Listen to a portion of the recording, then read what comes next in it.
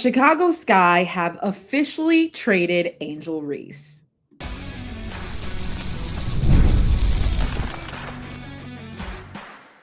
You are Locked On Women's Basketball, your daily podcast on women's basketball. Part of the Locked On Podcast Network, your team every day.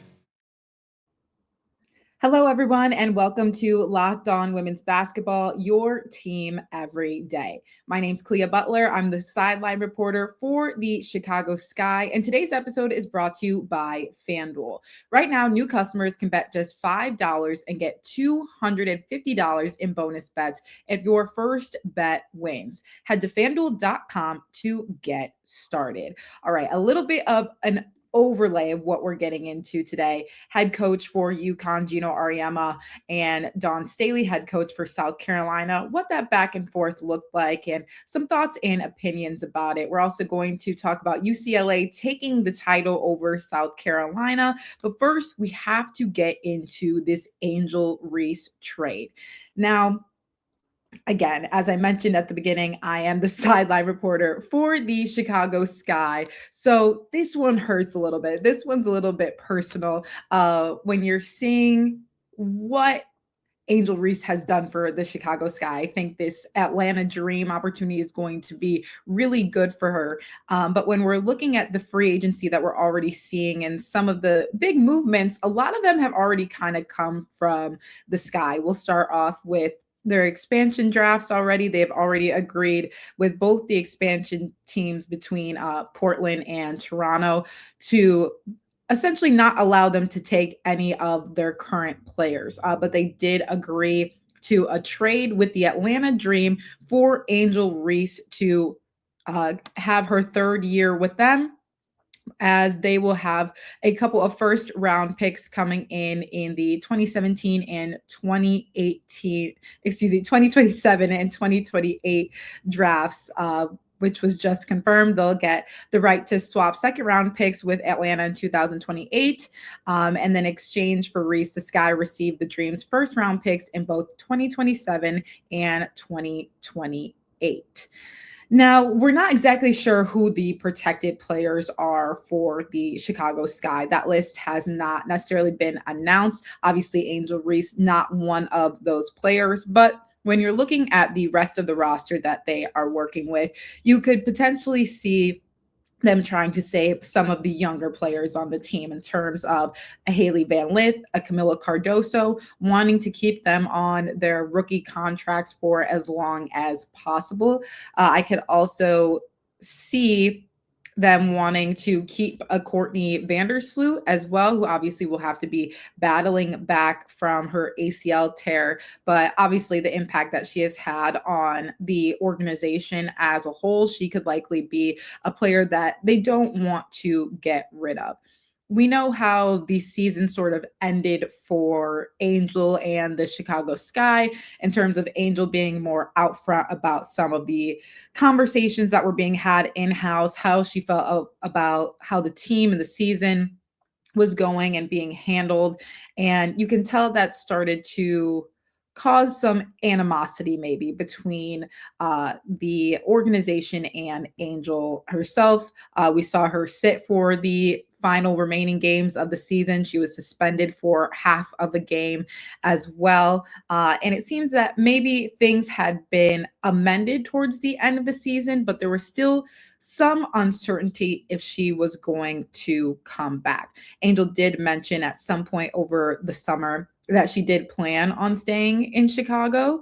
But I'm curious what those conversations looked like between then and now, and obviously just what free agency as a whole looks like to have this trade happen and get some potential first round picks moving forward for the Sky, as they are likely going to be in quite a rebuilding phase right now. But when we're just taking a look at this announcement in general and just going back on Angel's career with the Chicago Sky, the Sky selected Angel Reese back in the first round of the 2024 WNBA draft. She was obviously coming out of LSU, where she had just won a national championship with the Tigers, was part of that draft class that featured Caitlin Clark. Angel's name was very large during this time and still remains really big, but especially kind of just at the pinnacle of the start of her career and what was to come. She obviously emerged as one of the top rebounders in the league during her rookie season. She played 34 games for Chicago in 2024, averaged 13 points and 13 rebounds, so averaging a double-double. She was also an all-star, finished runner-up in the Rookie of the Year voting, and earned an MVP vote as well. And then they didn't make the postseason for the past 2 years, but we saw back in the second season for Angel, that she had similar numbers. During her second season with the Sky, her numbers actually improved. She was averaging 14 points per game and 12 rebounds. So up the scoring a little bit. We saw her become a little bit more diverse in her skill set. She was able to put it on the ground a little bit more. We have seen her game continue to grow. But when we're looking at what this could potentially be for the Atlanta Dream, this is obviously maybe going to be a big loss for the Sky, depending on who they anticipate to kind of replace that role. Obviously, you have a Camila Cardoso, who is part of the Skyscrapers when you're looking at that size differential that you'll still need to fulfill. But when we're looking at her going to the Dream, the Dream actually had the best record in the WNBA last year at 30-14. However, the team was obviously outlasted in the first round of the playoffs by the Indiana Fever. So she is going to a spot where I feel like Angel can develop her game even more. And it's also kind of curious to see what the free agency talks will be like for the Dream, because when we're looking at the significant free agents on that team, you have Alicia Gray, Brittany Griner, Jordan Canada, and Brianna Jones, who are expected to be free agents. Likely some of them will stay. However, Ryan Howard is one of the restricted free agents that they will have. When we're looking at what that roster collection might possibly be, Brianna Jones, obviously one of their most significant bigs that they have. Brittany Griner, another one. That tandem alone, I'm curious to see if they will keep both of them or if one of them will decide to leave with Angel coming to the roster. But what I do really like is Alicia Gray and Angel Reese together. I think that this can be a very beneficial tandem to the Dream when we're thinking of just pick and roll actions. Angel being able to stretch the floor a little bit more. I don't know if you guys have been seeing, I've been seeing a lot of her workout videos. She's able to shoot the three. She's looking very confident in her shot. She's just expanding her game consistently. And we've seen how great Alicia Gray obviously is at calling her own number and getting a bucket, but we've also seen how great she is at facilitating, as well as Ryan Howard. This could be an opportunity for Angel to honestly continue putting up significant numbers within this organization. But I am more curious on who the Sky are planning to kind of replace with Angel, or who they are trying to supplement or keep on this specific roster, what trades are bound to come.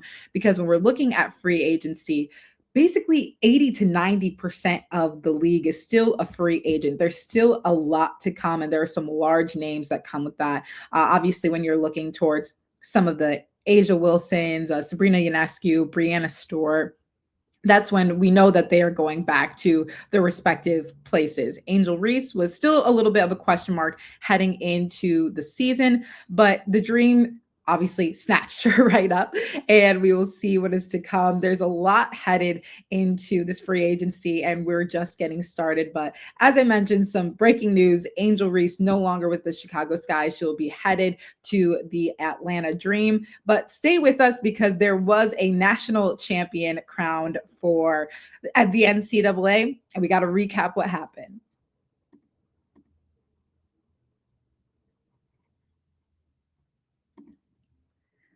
Spring is a natural reset point.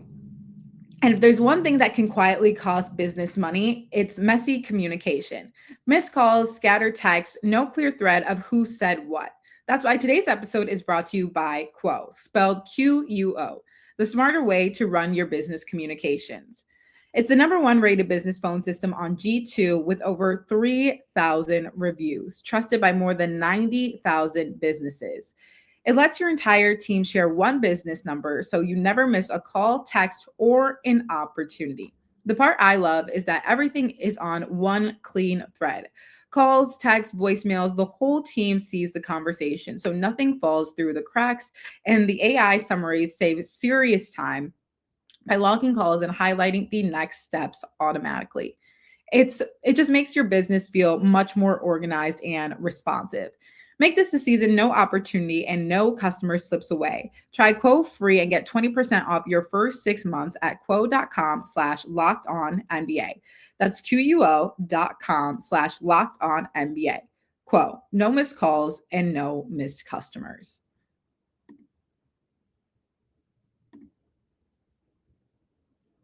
Officially, a national champion has been crowned, and it was the UCLA Bruins getting a 79-51 victory over South Carolina.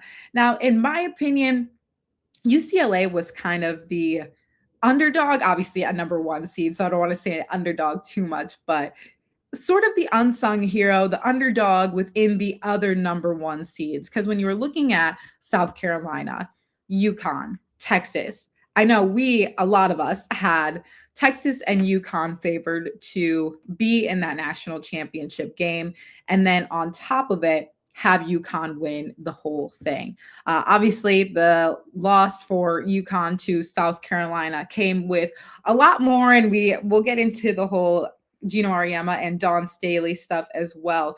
But that was a very significant win for South Carolina. Personally, I think they kind of put it all out there for that win against UConn. So when they came to UCLA, obviously I know both these teams are playing the same amount of games, or they just played the same amount of games, or just played a couple days prior to each other. But I really think South Carolina kind of ran out of gas on this one.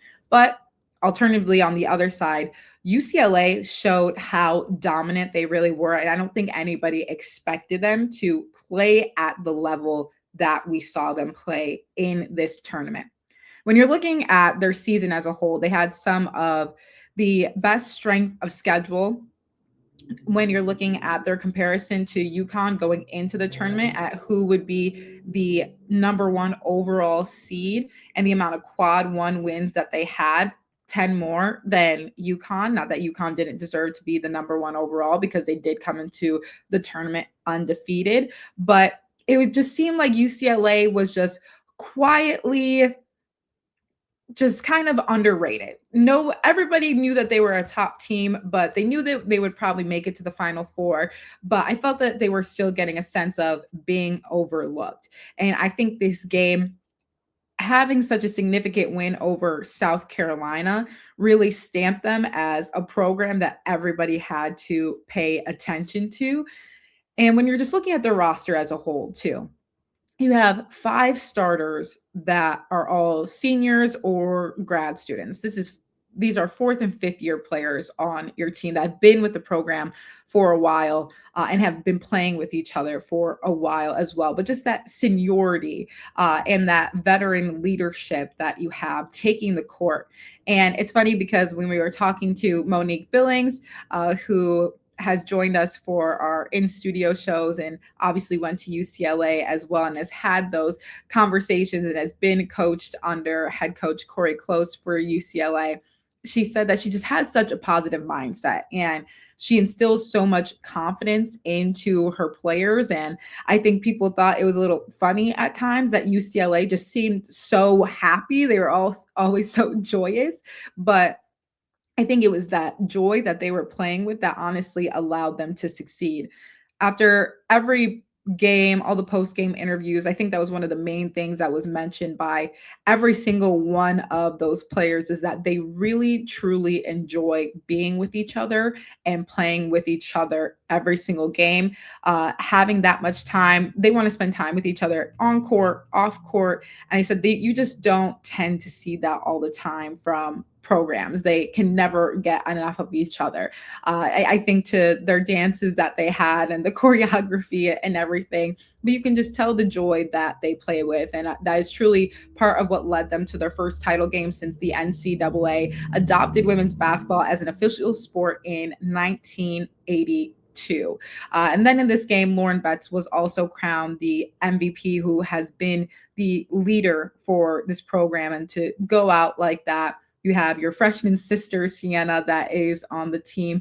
You come in as MVP, and she was almost surprised, even though she's been averaging about 24 points per game, over 10 rebounds throughout the entire tournament, let alone what she has done for this team this season. But when you're looking at them avenging their only loss of the season against Texas to get to this point, to face a South Carolina team and perform in such a dominant way, they were tenacious on both sides. Offensively, there's really been zero response to Lauren Betts. So they're going to have to hit the transfer portal very hard after this season to try to replace that size on the interior.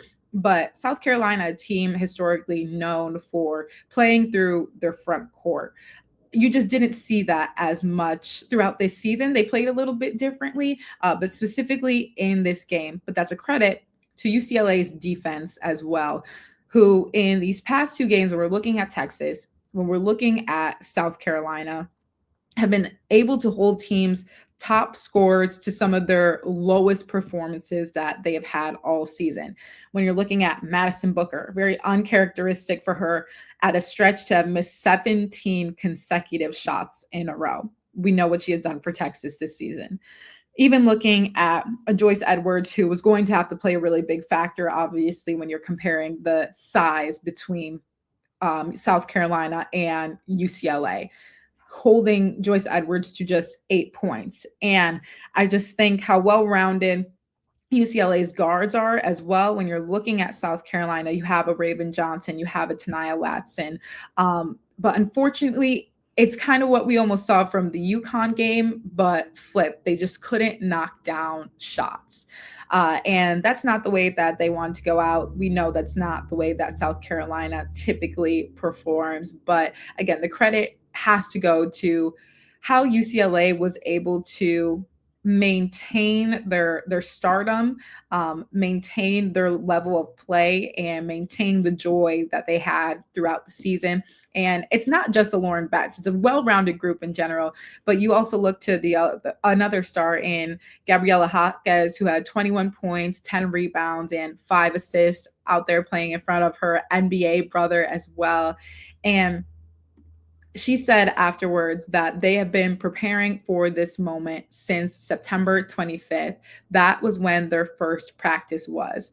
She said, for a long time, we set out for this, and I'm just so proud. What a great way to end it. This is a team that has been trying to get to that championship game every single year. And each year they got a little bit closer. They got to the Final Four this year. Last season, they lost in the Final Four. Then you're looking at them getting to the championship this year and finally able to walk away with the title, because they all knew at the end of the day, this was the last time they were all going to be able to do this together.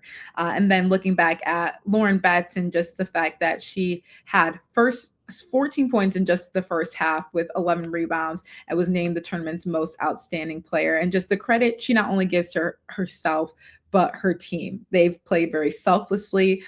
They've attacked the paint. They've attacked the perimeter. Defensively, they have suffocated teams.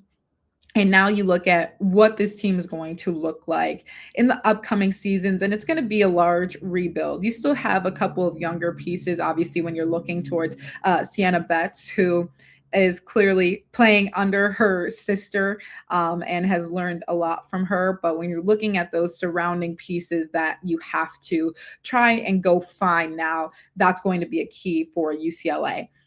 Transversely, when you're looking at South Carolina, this is also going to be a team that is probably going to have a slight rebuilding phase themselves. When you're looking at some of the youth on the team, they have a strong young core, even with Joyce Edwards just being a sophomore. We saw some freshmen come out and have really key games as well. Got McKeer being one of them. They're both teams now that we just saw in the national championship are going to be in rebuilding phases. So we will see what is to come for both of them. But stick with us because I'm going to get into a little bit of what happened between Geno and Dawn Staley and just thoughts regarding that.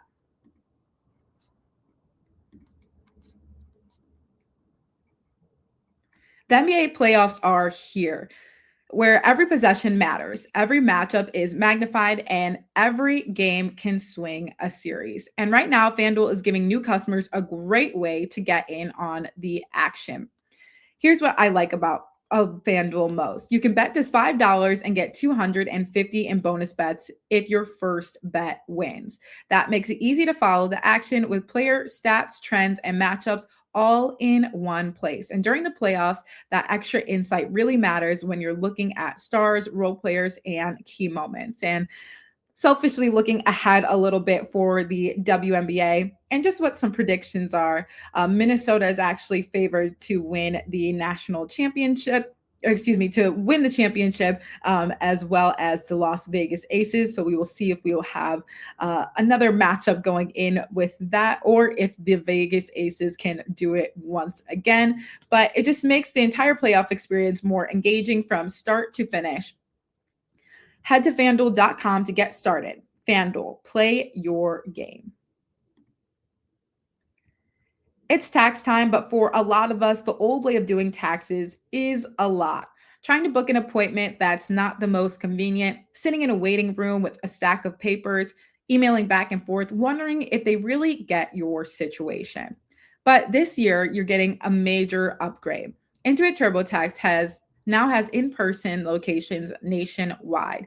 You can meet face-to-face with a real tax expert, and your documents get uploaded straight to your TurboTax app on the spot.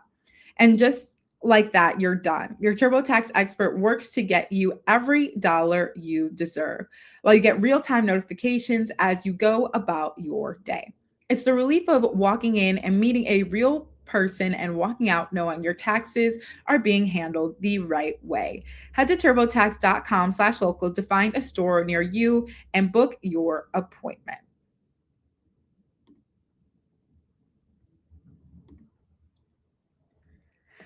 All right, our final topic of the day, Geno and Dawn Staley.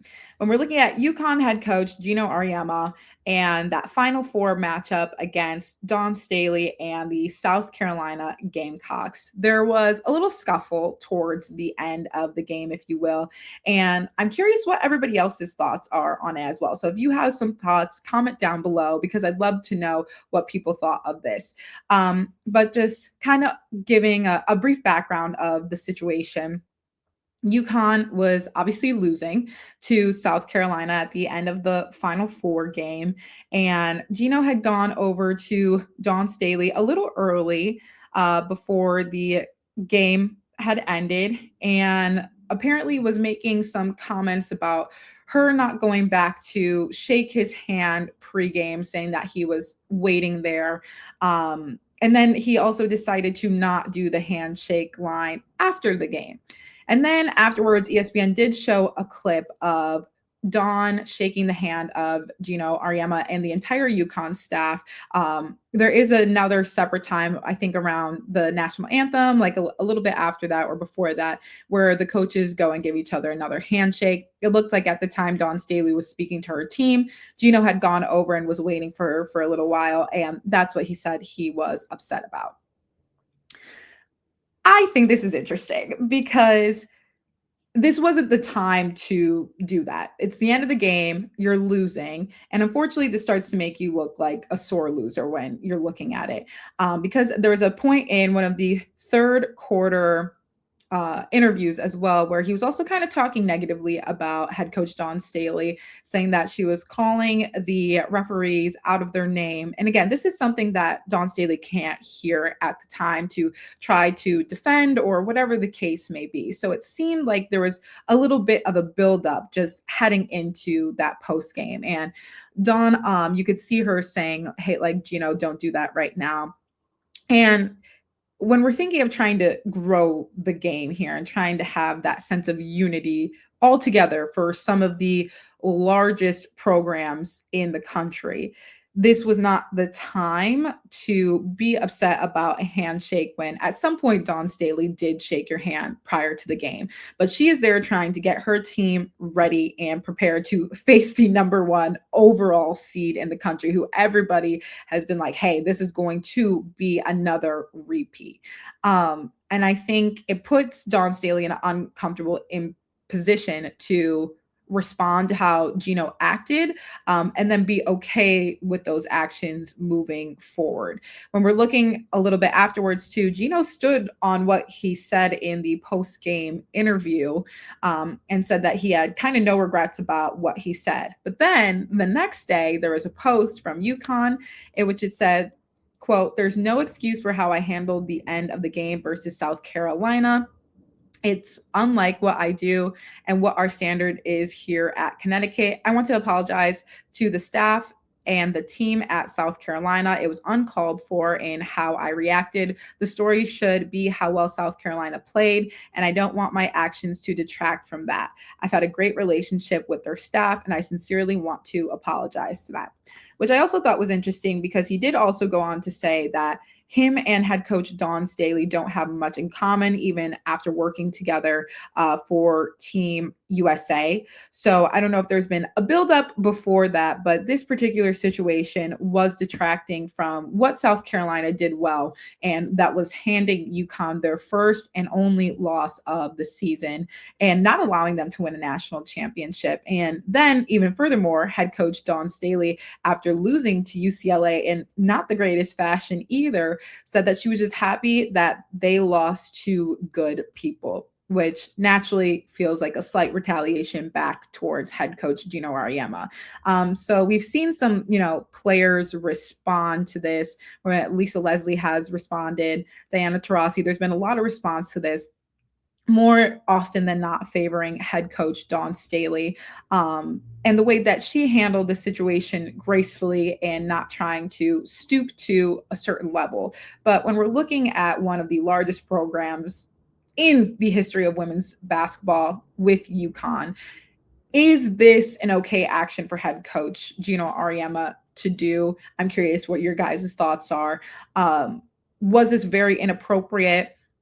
Was his response sincere? Because it wasn't something that he said on his own. Apparently, it was a post that came out a little bit later. And what tension and what divide can this cause in the future? Any level of discomfort that his players may have and how he treated head coach Dawn Staley as well, another coach that players really look up to. I'm curious what everyone else's thoughts were on this, but I thought Dawn Staley handled the situation as well as she possibly could. And I was very surprised that head coach for UConn, Geno Auriemma, acted that way after a loss. There's a lot of emotions when it comes to sports, the only loss of the season. So to a sense, I understand the frustration, but there's a time and place for everything. And I think at that point, there was a certain level of respect and boundaries that were not met when it came to this situation. So hopefully they can make up on their own terms and their own times. And we will hopefully see these teams back in the national championship games once again. But thank you so much for watching Locked On Women's Basketball. I will see you all again tomorrow. Thank you for sticking with us, and we will see